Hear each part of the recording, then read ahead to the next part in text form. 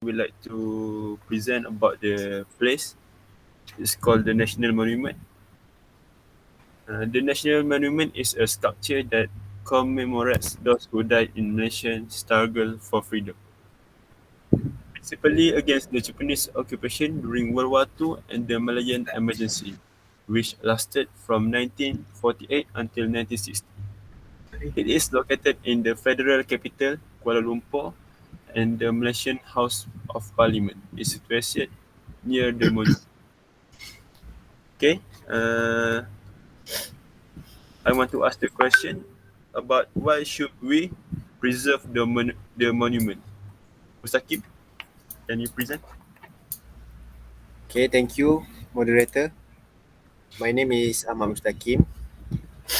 Why should we preserve the place?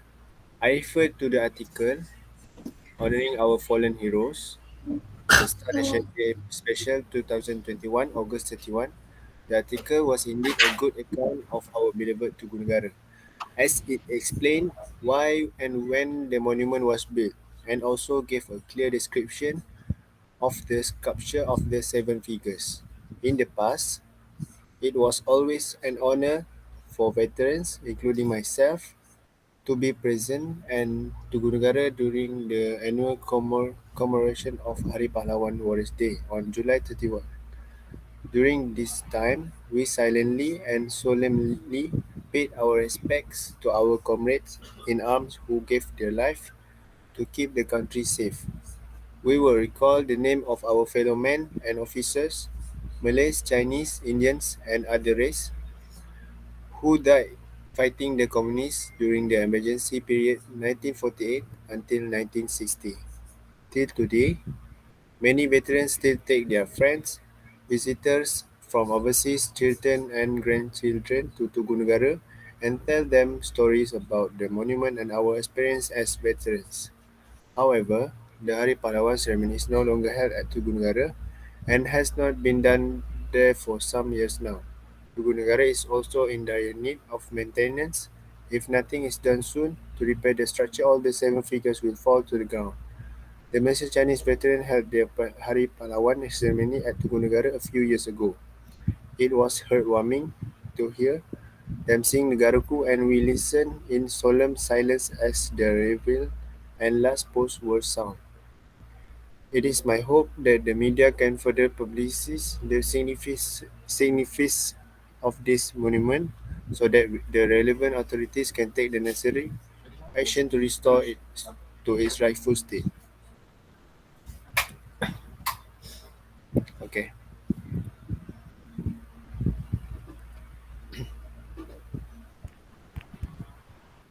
Okay, thank you, Ahmad Musakim, for the presentation. And how this monument attract and present Malaysian. Musakim, can you present again? Okay. The national monument is made in remembrance of the fallen soldier. During the fight for freedom to independence in Malaysia, it represents the fallen soldier during the Second World War. When Japan occupied this part of Southeast Asia, next to that, also the repelling of communists is often mentioned. The monument is one of the largest bronze statues in the world. It is 15.5 meters of height, built in 1966 and designed by architect Felix de Wilden, has designed amongst others to the famous Iwo Jima Monument. The statue represents the general freedom in Malaysia. The national anthem of freedom, is typically associated with this. The statue consists of seven soldiers carrying the Malaysian flag. Each of the warriors represents one of the seven qualities of leadership: command, unity, strength, warriors, suffering, courage, and sacrifice. You can also find the monument on the RM1 notes. Upon arrival at this place, you cannot instantly see the bronze soldier. You first walk across a beautiful white stairway up the hill, after which you walk through the first part of the monument here. Description and other information about the monument itself and the history of the monument can be found. Only after that, you find yourself before the fallen soldiers. It looks beautiful. Somehow, I associate the image more with the US history that we, Malaysia. Nevertheless, it remains an overwhelming image. The National Monument is located next to the Lake Garden on the west side of the centre of Kuala Lumpur. On a sunny day, you should keep in mind that there is more not much shadow and you get sunburn easily. Thank you.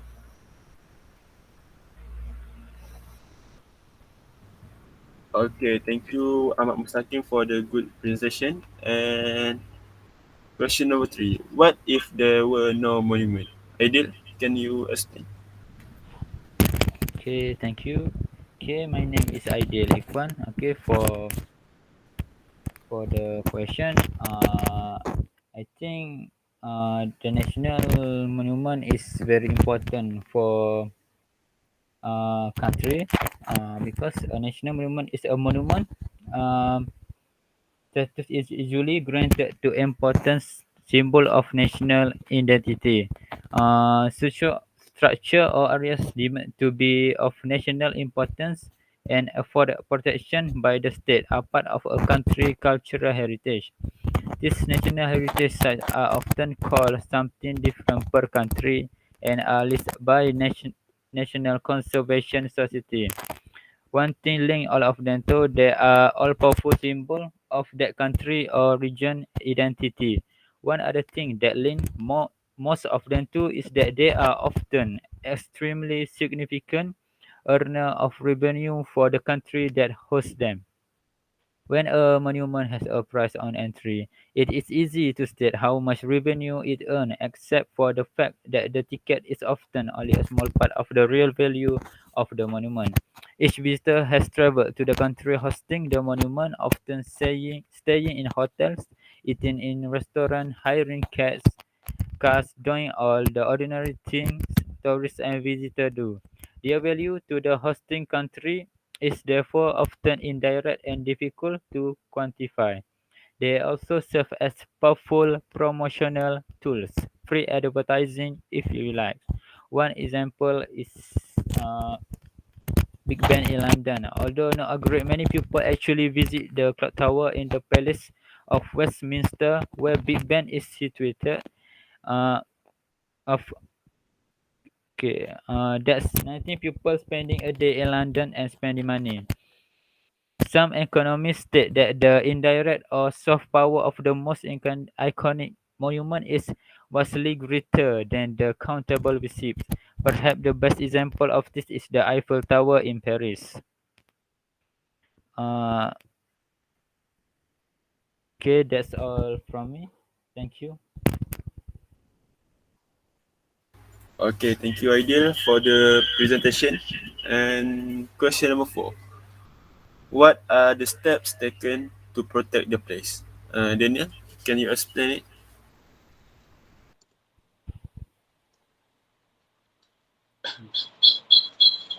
Okay, uh, there have a few steps to taken to protect the place or monument in Malaysia. So first,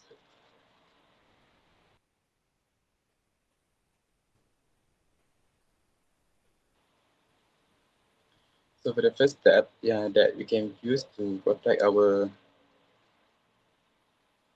monument is we can do a awareness campaign and to do a awareness campaign to educate the community, so community can aware and save what protect our monument, and also we can this government step we can adopt the monument to be preserved in the future. Next, we can use a law or strict a government action and plan to save the monument, and also setting up a archaeological department and collecting. That's all.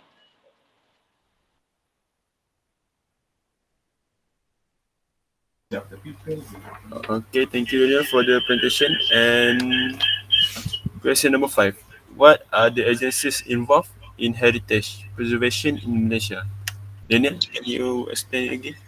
Okay. So, um, In Malaysia, we have a lot of agencies that involve especially to preservation heritage building in Malaysia.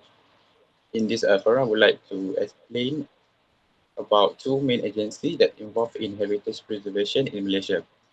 So, for the first one is government agency, which is the Ministry of Tourism and Culture Malaysia. This Ministry of Tourism and Culture Malaysia, the authorities responsible for protection and manage of building heritage at the federal level in Malaysia. This this ministry was established in 2005. This reflects the government growing commitment to preserve national culture heritage like our building, which is Tugu Negara. The department that is responsible for enforcing the provisions placed under the Act in the Department of Heritage. The Department of Museum Malaysia is another department placed under the ministry which hold a responsibility to preserve Malaysia's historical, culture and natural heritage. So next, for the second one is Badan Warisan Malaysia. This Heritage of Malaysia Trust. Badan Warisan Malaysia or BWM is the leading national heritage NGO was a reputation for excellence in heritage conservation service spanning nearly 30 years. As an independent registered charity, its role raise awareness of heritage issue and advocate for conservation-friendly environment, especially in Malaysia.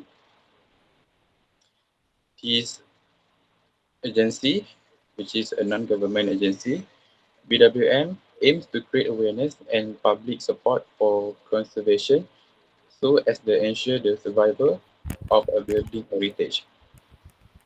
Also, BWM influence policy so as to create a conservation-friendly environment and promote education so as to develop an understanding for our building heritage as an expression of our history and its identity.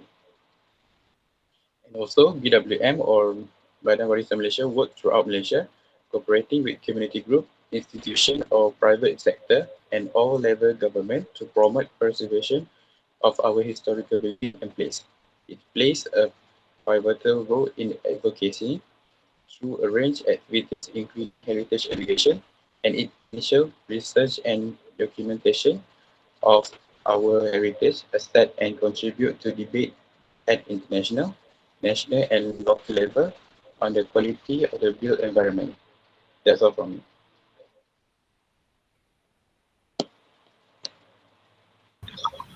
Okay, thank you, Daniel, for the presentation. And that's all our presentation for today. And thank you, everyone. Thank you. Thank you.